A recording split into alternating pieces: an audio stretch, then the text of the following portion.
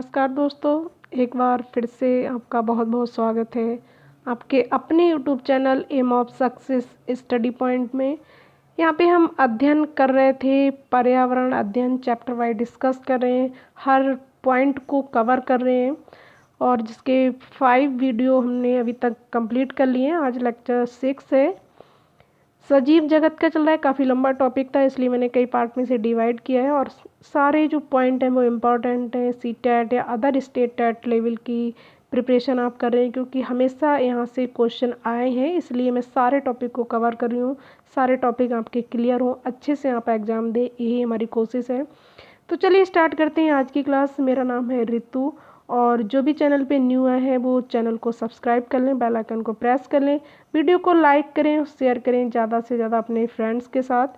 और जिन्होंने भी पुरानी वीडियो को नहीं देखा है तो वो चैनल पे जाके विजिट करें, पुरानी वीडियोस को देखें, काफ़ी हेल्प होगी आपकी एग्ज़ाम में, ऐसा मैं श्योरली कह सकती हूँ। तो चलिए स्टार्ट करते हैं। कुछ विशेष पौधे पेड़ उनके बारे में हम जानेंगे, यहाँ से हमेशा क्वेश्चन बनता रहा है। सजीव जगत का ये सबसे पहला जो पौधा लिया हमने वो क्रोटन। क्रोटन क्या होता है? ये पौधा ये बताता है कि फसल को कब पानी चाहिए। ध्यान रखिएगा, इम्पोर्टेंट रहेगा कि क्रोटन से हमें क्या पता चलता है। ये पौधा ये बताता है कि फसल को कब पानी चाहिए। इस पौधे को मुख्य फसल के साथ बो दिया जाता है। इस पौधे की जो जड़ें होती हैं वो ज़मीन के ज़्यादा नीचे नहीं जाती हैं और जब इस पौधे के पत्ते मुरझाने लगते हैं तब पता चल जाता है कि फसल को पानी चाहिए। किससे? इस तरह से क्वेश्चन पूछ लिया जाता है कि ऐसा कौन सा पौधा है जो ये बताता है कि फसल को पानी चाहिए या नहीं चाहिए, तो वो क्रोटन है। इम्पॉर्टेंट पॉइंट है, नोट डाउन कर सकते हैं आप। और पीडीएफ के लिए टेलीग्राम चैनल को आप ज्वाइन कर सकते हैं, उसके लिए मैं डिस्क्रिप्शन में लिंक दे दूँगी टेलीग्राम का। नेक्स्ट है सेकंड नंबर पीपल। ये क्या है? ये एक विशाल पेड़ है। इस पेड़ की खासियत है कि 24 घंटे ऑक्सीजन देता है। पूछा गया ये क्वेश्चन कि 24 घंटे तक ऑक्सीजन कौन देता है, तो वो पीपल है और इसको बोधि वृक्ष भी कहा जाता है। इम्पोर्टेंट रहेगा क्योंकि गौतम बुद्ध ने इस वृक्ष के नीचे ज्ञान प्राप्त किया था, इसलिए इसे बोधि वृक्ष भी कहा जाता है। और इस वृक्ष की जो पत्तियां हैं वो हमेशा हिलती रहती हैं। कौन से वृक्ष की पत्तियां हमेशा हिलती रहती हैं? पीपल की। नेक्स्ट है बरगद। ये एनसीईआरटी में भी मैंने जो आपको एनसीईआरटी ईवीएस कराई थी वहाँ पर भी कुछ जो पौधे हैं जैसे बरगद है और घटपर्णी है, रेगिस्तानी ओक, इसके बारे में भी बताया है। लेकिन फिर से भी जब ये टॉपिक आया है तो मैंने कहा एक बार फिर से इसका रिवाइज भी हो जाएगा आपका, एक बार फिर से यहाँ पे आपको बताने के लिए मैंने ये पॉइंट लिए हैं। बरगद ये भी एक विशाल पेड़ है और इसके जो छत्र का फैलाव है बहुत अधिक होता है। बरगद का जो पेड़ होता है बहुत अधिक फैलता है। इसके छत्र को सहारा देने के लिए इसकी शाखाओं से जड़ें निकलती हैं जिन्हें स्तंभ कहा जाता है। स्तंभ या खंबा कहा जाता है इसकी। इस तरह से क्वेश्चन पूछ लिया जाता है कि किसके जो छत्र से सहारा देने के लिए जो जड़ें निकलती हैं कि किसकी शाखाओं से जड़ें निकलती हैं, तो वो बरगद से। देखा होगा बरगद का पेड़ कि उसकी शाखाओं से जड़ें जो निकलती हैं और ऐसे नीचे आके रुक जाती हैं, वो स्तंभ और खंबे की तरह सपोर्ट देती हैं उसे। इस पेड़ में ज़मीन के भीतर भी जड़ें होती हैं, काफ़ी जड़ें इसकी फैलती हैं, दूर दूर तक फैल जाती हैं। नेक्स्ट है केला। केला पेड़ नहीं है, ये एक शाख है, याद रखिएगा। केला पेड़ नहीं है, ये एक शाख है क्योंकि इसका तना हरा एवं कमज़ोर होता है। इसमें जो तना है इसका मजबूत नहीं होता है, हरा एवं कमज़ोर होता है। केले के फल एवं फूल खाए जाते हैं। केले के फल तो खाते ही हम और उसके फूल भी खाए जाते हैं। नेक्स्ट इम्पॉर्टेंट रहेगा, काफ़ी बार क्वेश्चन यहाँ से पूछे गए हैं कि नेफिन्थीस जिसे घटपर्णी कहते हैं, ये क्या है? कीट भक्षी यानी कीड़े मकोड़ों को खाने वाला पौधा है और कीड़े मकोड़े के अलावा ये मेंढक, चूहों एवं छोटे जीवों को भी खा जाता है। कैसे खा जाता है? इसमें प्रकाश संश्लेषण जब होता है तो ये क्या करता है? नाइट्रोजन प्राप्त करने के लिए ये कीड़े मकोड़े एवं अन्य छोटे जीवों का शिकार करता है। ये प्रकाश संश्लेषण की क्रिया में इसको नाइट्रोजन चाहिए होती है, तो ये छोटे मोटे जो कीड़े मकोड़े हैं उनका शिकार करता है। ये इसका जो आकार होता है ये घड़े के जैसा होता है, इसके ऊपर पत्तीनुमा ढक्कन होता है। नेक्स्ट इसमें एक खास खुशबू निकलती है। जिससे क्या है, जो छोटे कीड़े मकोड़े उसकी ओर आकर्षित हो जाते हैं और जब उसके घड़े में फंस जाते हैं, कि जो एक घड़े की जैसे इसकी पत्तियाँ होती हैं, पत्ती घड़ी नुमा इसका वो आकार होता है, ऊपर से पत्ती का एक ढक्कन भी होता है उसी पत्ती में, तो उसमें से एक खुशबू टाइप की निकलती है, इससे कीड़े मकोड़े आकर्षित होकर उसकी ओर जाते हैं और उस पर बैठते हैं, फिर उसमें फंस जाते हैं, उसका शिकार बन जाते हैं। ये मेघालय, भारत, ऑस्ट्रेलिया एवं इंडोनेशिया में पाया जाता है। ये मोस्टली ऑस्ट्रेलिया और इंडोनेशिया में पाया जाता है और भारत के ये मेघालय राज्य में पाया जाता है। इम्पॉर्टेंट है, ये पौधा कहाँ पाया जाता है, क्वेश्चन पूछा भी गया है।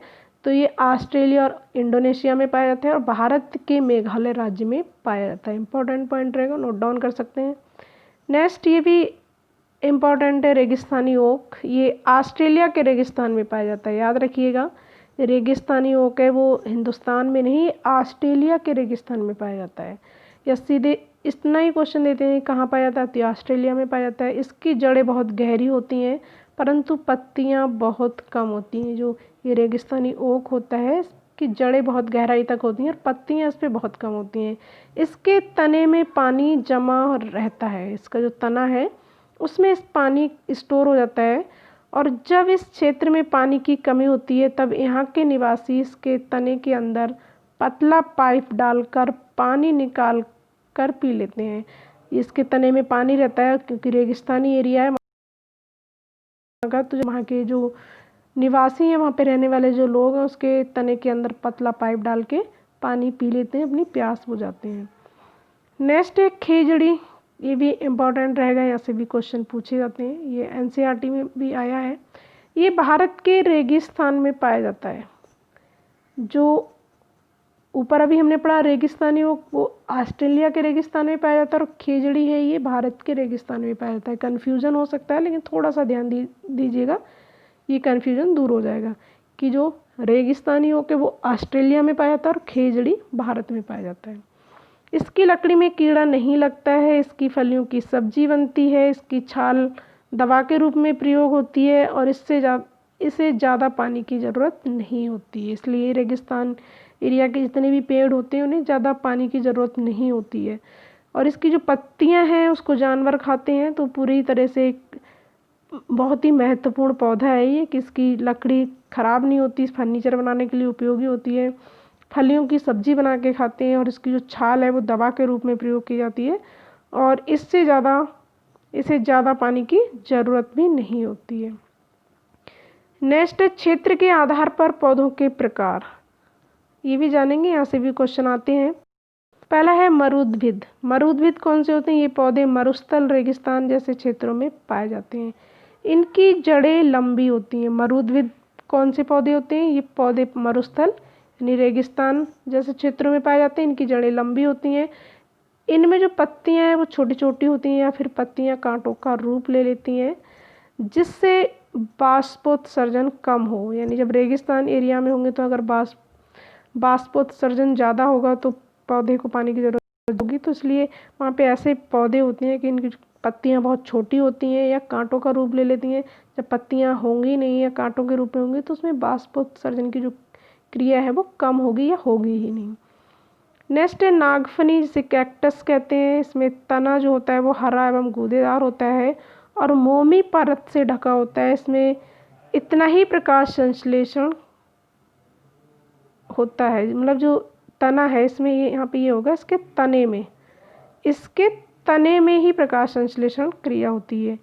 किसके, कैक्टस के। इसका जो तना है वो हरा एवं गूदेदार होता है, ऊपर से मोमी परत से ढका होता है और जो प्रकाश संश्लेषण की क्रिया होती है वो इसके तने में होती है। और भी जो वृक्ष हैं जो मरुद्भिद हैं वो हैं आपके बबूल, कीकर, कैक्टस आदि, ये सब रेगिस्तानी एरिया में पाए जाने वाले वृक्ष हैं। नेक्स्ट है समोद्भिद। ये कौन से होते हैं, ये पौधे खेती योग्य जमीन में पाए जाते हैं। कौन से, समोद्भिद जो टाइप के पौधे होते हैं वो खेती योग्य जमीन में पाए जाते हैं। इनमें तना ठोस एवं शाख युक्त होता है। इनमें जो तना होता है वो ठोस और शाख युक्त होता है। इनके पत्ते साधारणतः बड़े, चौड़े, पतले एवं विभिन्न आकार के हो सकते हैं। क्योंकि जो राजस्थान में होते हैं उनके पत्ते बहुत ही कम होते हैं, होते ही नहीं है, लेकिन जो समोद्भिद यानी जो खेती योग्य ज़मीन में होते हैं उनके पत्ते बड़े भी हो सकते हैं, चौड़े भी हो सकते हैं, पतले भी नहीं, अलग अलग आकार के पत्ते हो सकते हैं। जैसे मक्का, टमाटर, गेहूँ, धान आदि ये आपकी फसल है। मक्का, टमाटर, गेहूँ, धान आदि ये कौन से पौधे हैं? समोद्भिद। नेक्स्ट है जलोद्भिद। जलोद्भिद क्या होते हैं? ये पौधे जल में पाए जाते हैं। इनमें जड़ तंत्र कम विकसित होता है, क्योंकि जल में पौधे होते हैं वो जड़ उनकी कम होती है, और इनमें पत्तियों पर मोमी परत होती है, जैसे कमल। जलमग्न पौधों में पत्तियां पतली एवं सक्रिय होती हैं, जैसे हाइड्रला। जो जल में पौधे होते हैं उनकी पत्तियां पतली और सक्रिय होती हैं, जैसे कमल, जल लिली, हाइड्रला आदि। देखा होगा आपने जल लिली को, तो सबने देखा होगा। पत्तियां उसकी थोड़ी छोटी छोटी होती हैं और जड़ बहुत अंदर तक नहीं होती है। नेक्स्ट है लवोड़भिद। ये कौन से पौधे होते हैं? लवणोद्भिद होते हैं। ये पौधे दलदली क्षेत्र में पाए जाते हैं, ना तो बहुत सूखा होता है ना वहाँ पे जल वैसा होता है, मतलब दलदली ज़मीन होती है वहाँ पे। इन पौधे में जड़ें ज़मीन से ऊपर की ओर निकल आती हैं ताकि वे वायु ले सकें। उदाहरण मैनग्रोव, यानी सुंदरी पेड़। जो मैंग्रोव के जो, मैनग्रोव नहीं होगा यहाँ पे, मैंग्रोव होगा। मैंग्रोव के जो वन होते हैं वो लवोड़द्भिद उसका उदाहरण है। कौन सी? मैंग्रोव। सुंदरी वन इसे कहते हैं। इसकी जो जड़ें हैं वो ज़मीन से थोड़ा ऊपर होती हैं, और ताकि वायु उनके अंदर जा सके, क्योंकि वहाँ की जो ज़मीन है वो दलदली होती है। तो ये थी मेरी आज की क्लास। कैसी लगी कमेंट करके ज़रूर बताइएगा। इम्पोर्टेंट टॉपिक था, हमेशा क्वेश्चन आते हैं यहाँ से। मिलते हैं नेक्स्ट क्लास में, तब तक अपना ख्याल रखिए, घर में रहिए, सेफ रहिए, सुरक्षित रहिए और अपनी पढ़ाई करते रहिए। Okay, bye.